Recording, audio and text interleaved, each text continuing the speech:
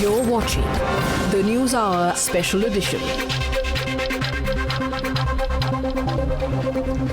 And India's COVID caseload has gone up to 1.45 crore with over 2.3 lakh fresh cases that have been reported. In the wake of the emerging situation, Prime Minister Narendra Modi earlier today held a meeting with the top health officials of various states of the country where this entire crisis was discussed. So the big development coming in after the health minister holding a meeting with officials of 10 states. Now the Prime Minister himself intervening into this entire matter and also meeting with the top officials of at least 10 states. Let's take this across to Megha Prasad, who's joining us for more on this. Megha, very significant that the Prime Minister held this particular meeting today. It really shows the kind of impact of the current crisis and what really the government is going to do. What are the takeaways from this meeting, Megha? Well, Madhav, we are yet to hear, what decisions have been taken in the meeting because it began a short while ago. But just quickly giving you a background here, Madhav, Prime Minister the other day also took a very important meeting reviewing and assessing the situation of the oxygen availability in the hospitals across the main cities, especially where the problem of the pandemic is more serious. Now, today, Prime Minister sat down with the relevant officials of the department to assess the situation as far as vaccination is concerned. So, yes, when you say that important enough that the Prime Minister has intervened, we could look at it like that, Madhav, but I would say that Prime Minister right from the very beginning has pretty much led from the front when it came to, tackling this pandemic. But here he is definitely, taking time out to get into the details. Now, Madhav, the situation is such that it does merit intervention from the very highest level. If you're seeing more than 2 lakh patients every day turning positive, there's so many people who tell you that if there was a national emergency, this is what it is. And the situation does seem to be on the brink because there are hospitals across the country that are, reporting shortage of everything, starting from ICU beds to oxygen cylinders to the important medicines, etc. I mean, there are people who are dying for the lack of these amenities. So one of the reasons why the Prime Minister is now, of course, looking at all of these detailed preparations to ensure... Very important given the kind of crisis that we've been looking at, Megha. Thanks so much for joining us with that update. And moving on to the other top focus, with over 24,000 cases and a huge surge in these cases that are coming up in the national capital, a positivity rate of 24%. Delhi is looking at a huge corona crisis that is staring at. Shortages of beds, of testing facilities are now beginning to emerge. And Delhi Chief Minister Arvind Kejriwal himself sent out an SOS to the centre earlier today, saying that he would do everything within his possibility to increase the bed strength in the national capital. पिछले 24 घंटे में 24,000 cases आए हैं. उसके पिछले 24 घंटे में आए थे 19,500 केस. तो आप देख सकते हो कि एक ही दिन के अंदर केसेस 19,500 से बढ़ के 24,000 हो गए हैं. पॉजिटिविटी रेट 24% से ज़्यादा हो गया है. तो स्थिति काफ़ी गंभीर है, चिंताजनक है. अब दिल्ली के अंदर ऑक्सीजन की कमी होने लगी है, रेमडेसिविर की कमी होने लगी है. आज मैंने काफ़ी लंबी एक चीज़ के ऊपर मीटिंग ली थी सभी ऑफिसर्स के साथ. तो जो हमारे 3-4 दिन पहले हमारी असेसमेंट थी, चूँकि केसेस बहुत ज़्यादा तेज़ी से बढ़ रहे हैं, इस वजह से इन सारी चीज़ों की कमी भी, जो हमें लगता था कुछ दिन पहले तक की स्थिति ये चीज़ें उचित मात्रा में मौजूद हैं, आज ऑक्सीजन की, रेमडेसिविर की और टोसिलिजुमैब, इन तीनों की कमी नज़र आई. You're watching the News Hour Special Edition, debate number 1 on Times Now, Super Prime Time.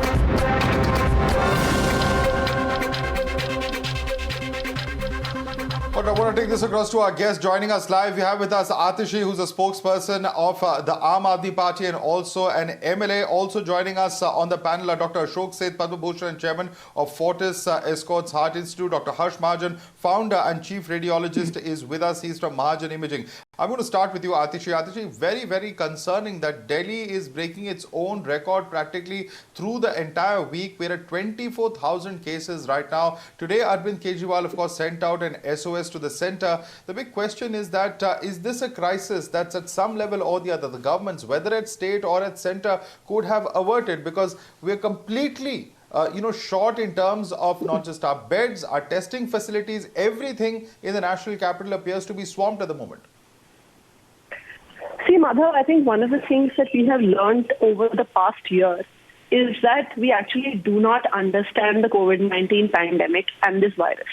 One of the things that we have learned is that how this virus spreads, when it peaks, is something that it is not possible for anyone to predict. What Delhi is seeing at the moment is the fourth wave of the pandemic. This is the fourth time the cases have peaked. But the kind of number of cases that are coming this time is absolutely unexpected and unprecedented. Even in earlier times when cases have peaked, cases went up to 8,000 cases per day. But today we have 24,000 cases, and these have been steadily increasing from 15,000 to 17,000 to 19,000 to 24,000. The positivity rate, which about a month and a half ago was under 1%, today stands at 25%. So clearly there is a case of an extremely infectious strain of the virus. Delhi has been prepared and preparing constantly for this, for the pandemic, and Delhi, both thanks to government facilities and private facilities and central government facilities, probably has some of the best health infrastructure in the country. But every health infrastructure will have its limits. It will never be infinite or unlimited.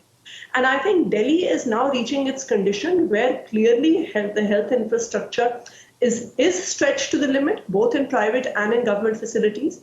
The government is working day and night to extend these facilities. And this is the reason why we have reached out to the central government. My simple point is that, this is where as somewhere, in a city where there were so many facilities that were built, there was one at Chhatarpur, there were several others that were built. They were built for this. They were built for a rainy day. But unfortunately, on February, March, we saw all of them being dismantled. And that really, of course, begs the question as to why did we build those facilities and without creating other capacity of, those were temporary structures, I would agree, but there should have been an adequate increase in terms of our hospitals or healthcare facilities before we dismantled those 2 months ago. Madhav, Delhi does have the same number of beds that it did several months ago, while some of the temporary facilities were dismantled. We have had facilities on backups like hotels, banquet halls, etc., which at short notices can be converted into COVID facilities. And this is exactly what is being done right now. There are a lot of hotels, banquet halls, etc., that get attached to hospitals. However, this time the crisis is not just of hospital beds. Now the crisis is also of oxygen supply. The crisis is also of remdesivir supply. The crisis is also of the supply of Tocumaxilib. Now this is the question where at some point of time, as I said, every health infrastructure will reach its limits. Because while a state can be prepared for a certain number of beds and a certain number of patients, if this number keeps on increasing every day and with the magnitude that it has been increasing, every system will reach its limits. And I don't think we are not looking to score any political points over here. We have reached out to the central government because I don't believe that the pandemic is a matter of politics. This is not about making it political, but I think governments at every level have to be asked these questions because this is what we as citizens expect from our governments, that they govern. And before I go across to the BJP spokesperson and our doctors, we have one caller joining us. We are asking our viewers to join us, express yourselves about the current crisis and where you think things are heading towards. Sunal is with us from Bengaluru. Yes, go ahead, Sunal. Hi, sir. What I would like to say is we citizens at one point thought Corona had just gone off from our lives. Maybe that's where we made a big mistake as citizens. And looking at the political rallies happening, our leaders, just going ahead with having 12 lakhs people in a rally, having thousands of people without wearing masks, without having social distancing. Looking at all that, we lost our controls as well because we thought a lot leaders have, just come out and everything is all fine now. But the government should have taken this bit seriously before. All the places, like hotels, the people who work in hotels, bars and restaurants, everyone should have gone through corona tests while the corona had decreased. But what we didn't do, that the government didn't take strict actions at that point. But right now, the cases are increased. Again, we are in a situation where the whole country might have to go to lockdown. And again, the people who will suffer is we. We as citizens, again, will suffer. The economy will suffer. We will be in a situation where we will have to struggle with a financial situation. And that will be an impact on the whole country. So my request is our leaders should take initiative, stop this political rallies. Right now. Okay. Thank you so much, sir. In fact, I want to take this question across to Gopal Agarwal. Gopal Agarwal, at the end of the day, was there a problem in terms? All right. Before I come to you, another viewer joining us. Murthy is with us from Coimbatore. Yes, Murthy. I think we've lost that line there. Let me go take this across to Gopal Agarwal. Gopal Agarwal, end of the day, it's not just about the state government here in Delhi which has led to this crisis. There's shortage of medicine. There is shortage of oxygen. There are serious issues in terms of supply of all of these very important life-saving aspects. I mean, hospital beds is of course one very basic thing, but when it comes to testing, all these things, we are still not prepared 1 year into the pandemic, Gopal Agarwal. That is very important, Madhav, what you are saying. What is the preparation level? We have two states as an epicenter of this second wave of corona crisis, and one is Maharashtra and second is Delhi. We have to understand that where the fault lies, because ultimately health infrastructure is a state subject, and the infrastructure... Sir, what about Madhya Pradesh? What about Madhya Pradesh? Why are you being selective over here? Why are you making this political? Is Madhya Pradesh not impacted by corona? I am saying which are the epicenter and what is the status of under the federal structure. What about Gujarat, sir? The High Court pulled up the state government there for fudging figures and said that you're not listening to us. Mr. Gopal Agarwal, if you're going to make this political, then you will also have to listen to an answer for what BJP states have done. Let's be very clear about this. So the thing is that... This is not the time for political point scoring. No, political point scoring is not the issue. What I am telling you, that the Prime Minister has said that there is no shortage of oxygen. We have ordered the shortage of oxygen is currently looking into the future. The central government has ordered 50,000 liters of oxygen. Similarly, remdesivir... All right, stay with us. Gopal Agarwal, I'm going to come to you in just a minute. Dr. Randeep Guleria is also joining us on the panel. He's, of course, the director of AIIMS. Dr. Guleria, thanks so much for joining us on the panel this evening. I'd like to begin by asking you, sir, the current crisis, the manner in which our infrastructure is completely swamped. Would you say that, in the near term, we would be looking at, of course, a weekend lockdown here in Delhi, as we all know. In UP, there is a Sunday lockdown. Are we looking at a situation where lockdowns are perhaps going to become the norm, at least in the near future, in our big cities, judging by the way in which cases are growing? So I would just like to say that the situation is pretty grim. The number of cases are increasing dramatically, and we may cross the numbers that we keep seeing each day.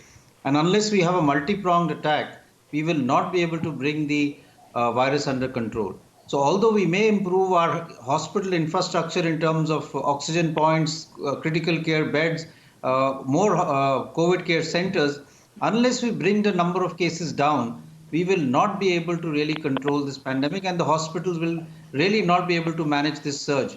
Because as the number increases, proportionately the number of people who require hospital beds, who require oxygen beds, and who require ventilators will also go up.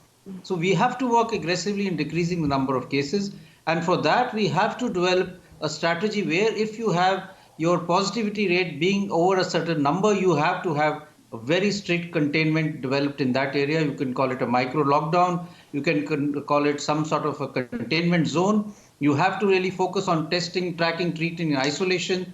Every person in that area where there is a super spreading happening has to be tested, he has to be tracked, he has to be isolated, and you have to break the chain of transmission. You also have to make sure that no one from that area goes to another area and spreads the infection there. This is a virus which is rapidly spreading. There is now rampant community transmission, and therefore, unless we develop aggressive containment strategies, we will not be able to control the pandemic. And the hospital system, which is already being strained, is on the verge of really having a problem in terms of providing adequate beds. We're already seeing pictures of the hospital lobbies being used as wards. We will see corridors and other things in the hospital being converted into wards because the number is really tremendous. Currently at the All India Institute of Medical Sciences, we Right. have more than 750 patients admitted. 3 weeks ago, we had only 50 patients. Now, suddenly from 50 to 750, we cannot really improve our human resources and the nursing officers and the residents so much that we manage 750 patients along with non-COVID care. Trauma is also coming. OPDs are running. We have so many other things happening. It is actually causing a huge strain. So we have to bring the Right. number of cases down. Otherwise, there is going to be a real crisis on hand. Right, sir. Also, I want you to explain to our viewers. There's so much talk about the double mutant variant. What's really happening this time around is that the infections are spreading at a much faster rate. Would you then advise and explain that to our viewers and advise them that they should, if possible, completely avoid going out, treat this as a lockdown situation? So there are two things which we know. One is that there are now variants, and double mutant is also a variant with a different lineage that are having the capacity to spread much more rapidly. Whenever we have a variant developing, we are looking at two or three things. One is it more infectious? Is it more virulent? Is it causing more severe disease? Or has it developed an immune escape mechanism? That is, those people who've had infection in the past are getting reinfection, or has the efficacy of the vaccine come down? Current data that is there from India, although we need more data, does suggest that the current strains that are circulating in India, whether it be the UK variant or the double mutant, which is being reported more and more in Maharashtra, is more infectious. It is spreading more rapidly. That is why the curve that you're seeing is so steep. If you look at the first wave, the curve was much slower. Our numbers rose at a much slower manner. So we have a very infectious variant. At the same time, we have not had COVID appropriate behavior. We have allowed this variant to really spread in the community. And that has led to this huge surge in the number of cases, which has caught a lot of people off guard and created problems. Because when we had a decrease in number of cases, and when the vaccine got rolled out, many people started feeling COVID is over. And therefore, COVID appropriate behavior became much less. And a lot of COVID related activities, whether it be COVID care centers, whether it be other hospitals which were created for COVID, were actually shut down or de-escalated. And now when we want to reopen them and get them back to full strength, it's taking some time, but the virus is not waiting for that time. The virus is just galloping along. And that is why I keep on insisting that we have to work aggressively to bring our cases down. Otherwise, it's going to cause a huge strain on our healthcare workers. Consider the healthcare workers. They've been working for 1 year. And now suddenly you have to asking them to manage patients in corridors, in the huge lines outside the emergency. They're an exhausted group. And I would say that just for their sake, please avoid crowds, please have COVID appropriate behavior, please don't let the number of cases increase. Because if you, some time back, you were clapping for them, you were throwing petals at them, now please consider their plight and help in decreasing the number of cases.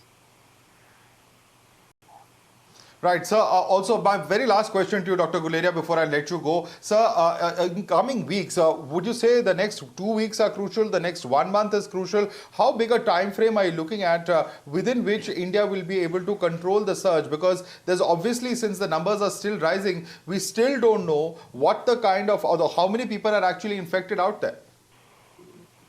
So the next 3 to 4 weeks are going to be crucial. Things are going to get far worse before they get better. Let's be honest about it.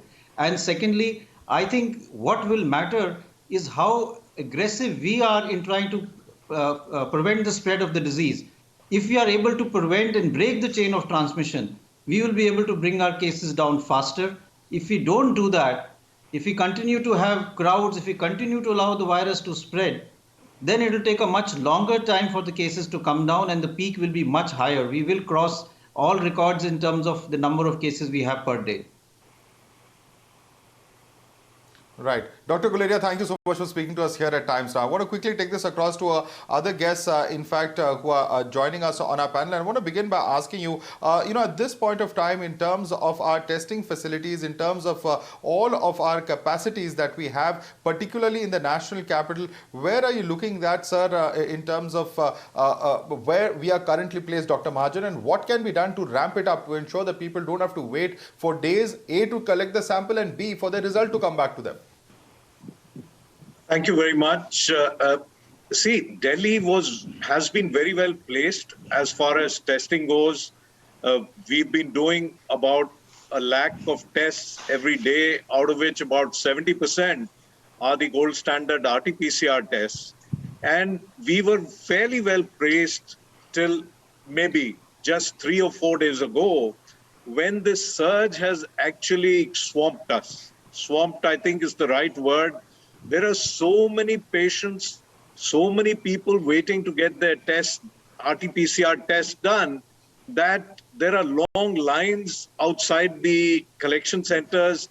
And in the last day or two, I mean, just see that we have now reached 24% plus positivity rate. And this has all come through a combination of the RT-PCR tests and the rapid antigen tests that have been done. Now we feel that even the huge capacity that Delhi had is inadequate because of the sudden surge. And we've been actually in Delhi very lucky that we've been able to manage the 24-hour deadline by and large. Now it would appear that that 24-hour deadline may get stretched to 30 hours, 36 hours as we get more and more. And testing numbers have also increased in these last few days. And because of that, we are running extra shifts, but to get in more equipment, to create more infrastructure. I can well imagine, sir. 6 weeks. Absolutely, absolutely. The 1 month to 1.5 months is what many are looking at a very crucial time. But Dr. Seth, if I can bring you in also as well, Dr. Seth, many are also looking at, these big super spreader events that are still taking place. I mean, we had the Prime Minister intervene this morning. The Seers have called off the Kumbh Mela. But it's not just that. It's not just religious events. There are also political events. There are election campaigns and rallies taking place. There are protests taking place of farmers, for instance, in Punjab. While everyone justifies and everyone may have good reasons for doing that, at this point of time, do you think that it's necessary on a war footing to end all these big events or gatherings where there are more than a certain number of people? We are at war. Grim is not the term. I wish there was even a worse term than where we stand at the moment. And by the way, while we talk about all this, remember the repercussions which are going to happen in 2 to 4 weeks' time from those super spreader events. People from those rallies, people from the Kumbh are going to return out into the community. They're going to spread the virus. Who's going to do contact tracing of all the thousands and thousands of people who've tested positive at Kumbh? Unfortunately, even during war, I think that gentleman, that question that came up, or the comment which came up from the viewer from Bangalore, was so representative of a common man saying, we were misled. On one hand, yes, our guards were down, but on the other hand, watching all these super spreader events, watching leaders and celebrities unmasking themselves in glory, watching and hearing the fact that we've beaten the virus and look what a great country and what great policies we are, actually helped them to get their guards down even further. So I think we've been wrong. We've actually helped the enemy to grow further and further. But let me just not go backwards and let me just go forwards. As a doctor and a frontline worker who's been combating this virus from the word go, from when the first case occurred over the year, really, for the first time, I'm not just worried, I'm not just concerned, I'm dejected, depressed, and truly, yesterday I had 30 patients ringing up friends, relatives, so on and so forth. Today I had 40, and every doctor has already got hundreds of phone calls. Sick patients, oxygen's dropping. We can't even admit them. I'm not even sure what's going to happen to them. And I've stopped answering phone calls because it just seems so dejecting and depressing. But I must also point out that the only way we've got to stop this is while we're talking about lockdown, and lockdown, by the way, is considered a wrong word. There are people for and against. Consider the level of lockdown which we are in Delhi as a level 3, if you consider that as level 6 when we actually first came in the March, April of last year. Now, this lockdown is strict implementation of policies. That's what it is. Strict implementation of COVID appropriate behavior. That's what it is. And if we want to talk about masking, let's not talk about it lightly.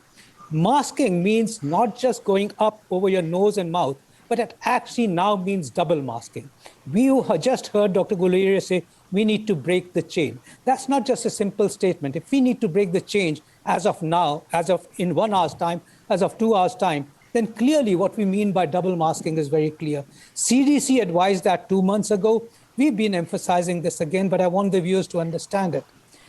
Majority of the people use cloth masks. Those who use N95 should continue to do so, and those are the best masks. But those who can't afford it, and that's 99% of the people using cloth masks, start using a 2 rupee 3-ply mask, surgical mask, under your cloth mask. Put it on tightly. Squeeze it from all sides like this. Put a cloth mask over it so that that is all closed. Do you know that just this mask only protects you at 40% protection? A cloth mask protects you at 38% protection. You put these two together, you have an 80% protection. The other person puts this on, you have a 96% protection. That is what is required to break the chain. Not take your mask down and start speaking whenever you start speaking. Whenever you start eating, take your mask down. Whenever you mingle with people, you put your mask down. You actually need to mask up, and you need to double mask up. Please start understanding that if you don't do COVID appropriate behavior, you are going to actually be unfortunately unjust to the 800 lives of doctors which got lost. Doctors continue, nurses continue to work, frontline workers continue to work 24 hours a day trying to save lives. And please do not insult them by putting your mask down, creating these super spreader events. People are to blame as much as leaders. I think responsibility lies with us. We may not care what we do to ourselves, but we have a civic duty and a moral responsibility and a legal duty to take care of others. And if we unmask, we actually destroy others' lives, which may be, unfortunately, even your own relative, even your own parents. Dr. Seth, that was very, very well articulated and very well put. You truly spoke from the heart and informed our viewers as well. For that, I'd like to thank you, and thank you for joining us. Thanks to Dr. Mahajan, Atishi, as well as Gopal Agarwal as well. We're going to slip into a very quick break. You're watching the News Hour Special Edition. A fresh war of words has broken out between the Aghadi government in Maharashtra and the centre about the availability of medicine Remdesivir. Maharashtra Minister Nawab Malik hit out at the centre and alleged that several export-oriented companies had been told not to supply the drug to the state of Maharashtra. Meanwhile, the BJP rubbished these allegations. The centre also came out to say that these were baseless charges and that were only being put up for political reasons. Recently, I had a detailed discussion with our chief ministers and some ministers who belong to alliance government. But what transpired was gross unpreparedness and avoidable advocism on the part of the Modi government in foreseeing, evaluating, and managing the crisis. Some of our chief ministers told me that they were left with just a few days of vaccines. They had no oxygen and they were running out of ventilators. But there has been a thundering silence on the part of government.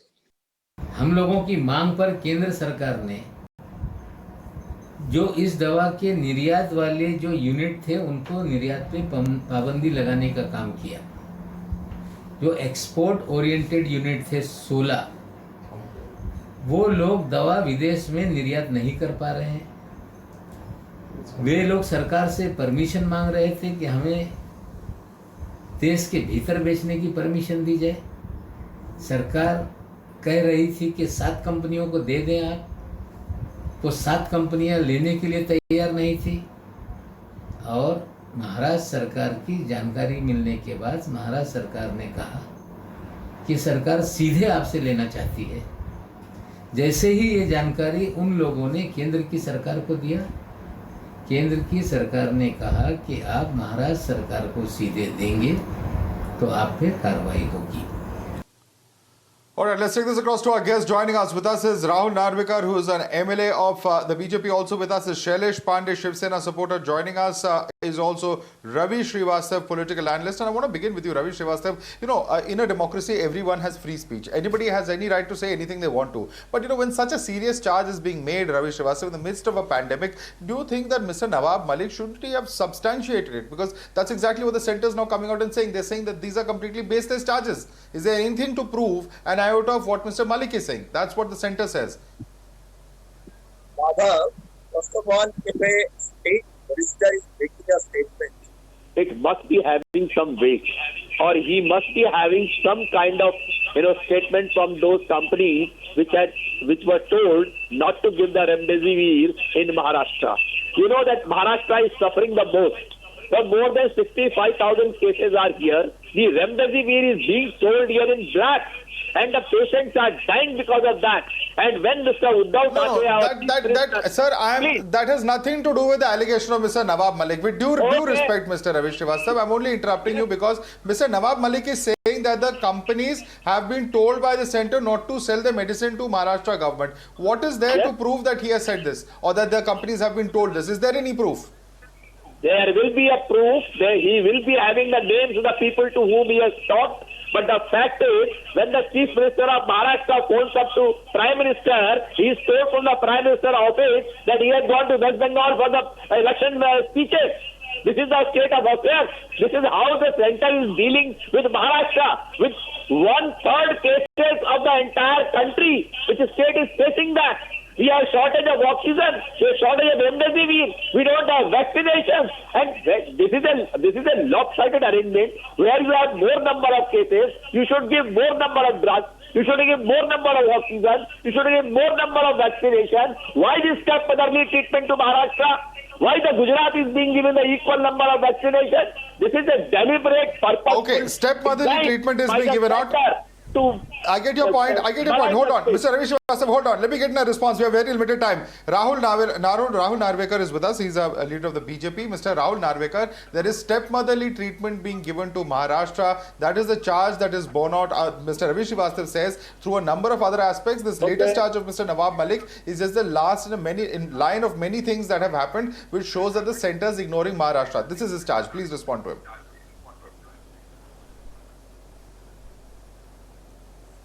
Well, first and foremost, what Mr. Nawab Malik says should be taken with a pinch of salt.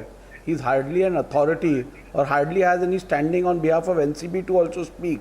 Let me tell you, his own leader, whom I think has more knowledge and more knowledge about the ground reality, Mr. Sharad Pawar himself has congratulated the centre and said that the centre is not at all, he has full faith in the central government and the centre is doing a brilliant job and supporting Maharashtra whenever they need support. This is Mr. Sharad Pawar's own tweet, number one. Number two, the Chief Minister of Maharashtra has come on record and congratulated the Prime Minister for ensuring that this remdesivir is not exported. Export is banned on this commodity. So these are statements by the Chief Minister, by the leader of Mr. Nawab Malik's party. But people like Nawab Malik like to, they basically want to cry foul and hide their own shortfalls. This government has totally failed insofar as providing healthcare to the residents of Maharashtra.